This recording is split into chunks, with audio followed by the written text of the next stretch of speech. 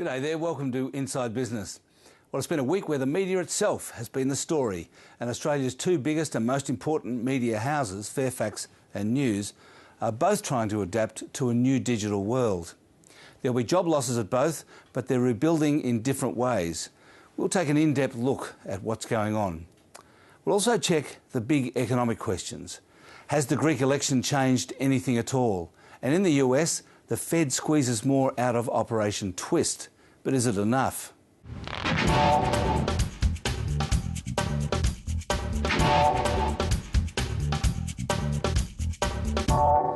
Well, it was certainly a big week for the Australian media, with major restructures announced by both Fairfax and News. Although reading some of the coverage, you might be excused for thinking the biggest event was the sale of my company, Australian Independent Business Media, which publishes the online publications Business Spectator and Eureka Report. That was sold to News. Now, just to deal with that for a minute, when Inside Business began in 2002, I worked for Fairfax and continued to do so for 5 years. For the past 5 years, I've divided my time between the ABC and AIBM, which had 14 other shareholders apart from me, although I was the largest. Now I'm going to be working for News Ltd, as well as hosting this program and appearing on ABC News. And I can assure you that if there are ever any conflicts, they'll be disclosed. The real story this week was that this was a watershed moment in the long and difficult transition of newspaper publishing to an online existence. Both big firms are cutting costs and restructuring in order to deal with it, although Fairfax was the only one to put a number on the job losses, 1,900 over 3 years. Here's CEO Greg Hywood. This is an historic day for Fairfax Media.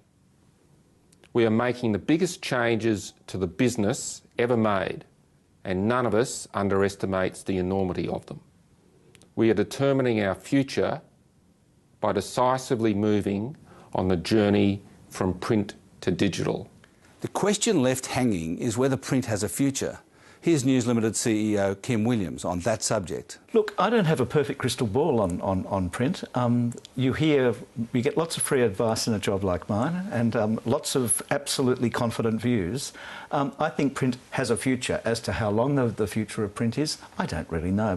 Analyst Roger Colman from CCZ Equities believes he knows. I interviewed him on Friday about the changes announced this week and whether they go far enough.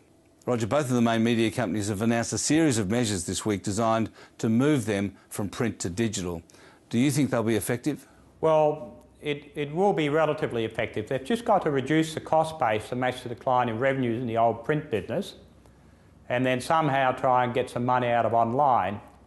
And the real problem online is the yields aren't there yet to support anywhere near the journalistic and management overhead infrastructure that these companies have had for, certainly for the Sydney Morning Herald since 1831. Well, obviously Fairfax is being more aggressive on costs than News Ltd is.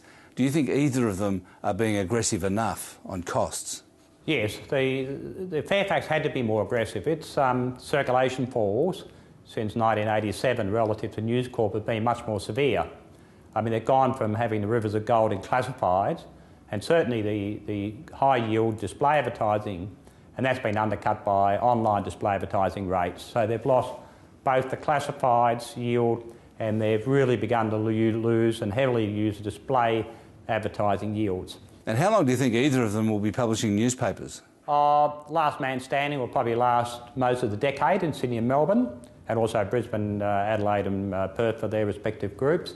But the last man standing will be News Corp as long as Murdoch stays alive. And Fairfax seem to have got a sort of like a Stalingrad moment for the German army trapped in the city.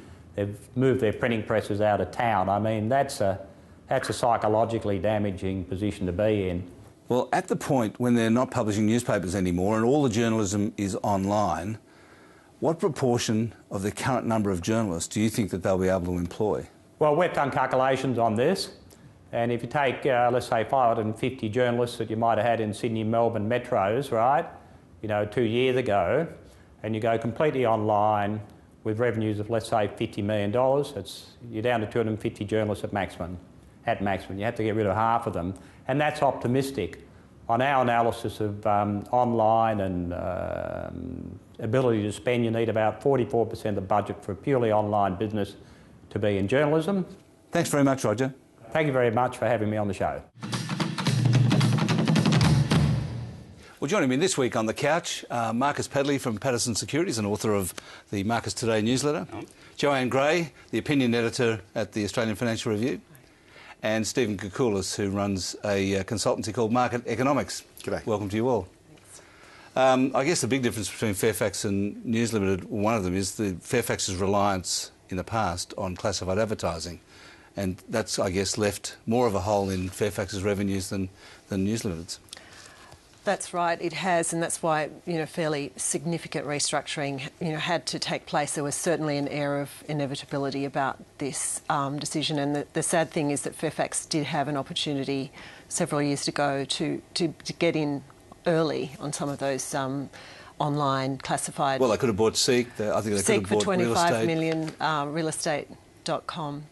carsales.com, and unfortunately, those opportunities were bypassed. And I think the board and management is taking, really big decisions to change to tabloid format. That's going to cut costs by about $45 million a year, and to set up paywalls for some of those for the Sydney Morning Herald and The Age, which have been free online.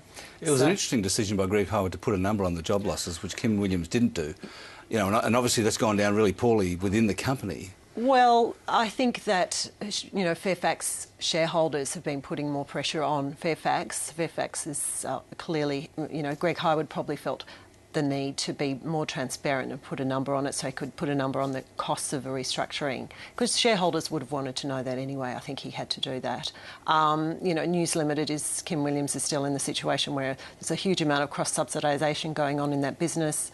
The Australian loses, between $10 and $20 million a year, and he doesn't need to be as transparent as Fairfax And I guess it does. also explains the decision to offload part of Trade Me in New Zealand, because that money, I guess, from that sale goes straight out in redundancy payments. Exactly. That's going to pay for some of the costs of restructuring. I find it completely absurd that part of this moving to digital is getting rid of a load of journalists. And you've got more content to fill, more space to fill, and here you are getting rid of the one asset that matters, which is the content. But they can't pay them, Marcus. Well, the revenue. digital has to pay then, doesn't it? And this whole concept of generation, whatever they are, thinking everything comes for free has got to change, because otherwise we're going to have nothing but half-wit bloggers filling the space on the internet. We need quality content, don't we?